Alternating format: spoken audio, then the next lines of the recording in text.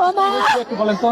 না কিছু করতাম না, আমি কিচ্ছু করতাম না। আমার মেয়ে আমরা তো দূরে তাইছি, আমরা কিচ্ছু করতাম না। ও জননী মা, তুমি না আঙ্গ বন্ধু, আঙ্গ দুঃখ সুখের সাথী মা। করুক এই হিসাবে রাজ্যে খাওয়া দাওয়া করে ঘুম পাতে আল্লাহ রাখছে। নিহতের পরিবারের সন্তান এবং যারা আত্মীয় স্বজন আছে তারা কিন্তু অনেক কান্নাকাটি করছেন।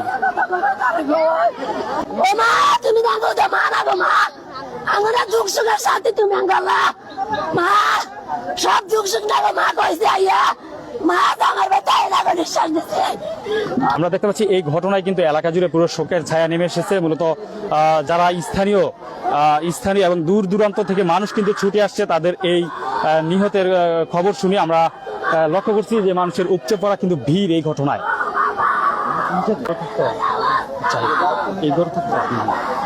আমরা যদি একটু আপনাদেরকে দেখানোর চেষ্টা করি, মূলত যেই ঘরের ভিতরে সমীরনকে শ্বাসরোধে হত্যা করে সেই ঘরটি আপনারা দেখতে পাচ্ছেন। এখানে কিন্তু আইন শৃঙ্খলা রক্ষাকারী বাহিনী কিন্তু এখানে রয়েছেন। আর ঘরের মধ্যে আমরা দেখতে পাচ্ছি যে লাশটিকে যে মরদেহটি, এটা দেখেন না, মরদেহটি কিন্তু উদ্ধার কার্যক্রম চালাচ্ছে আমরা দেখতে পাচ্ছি।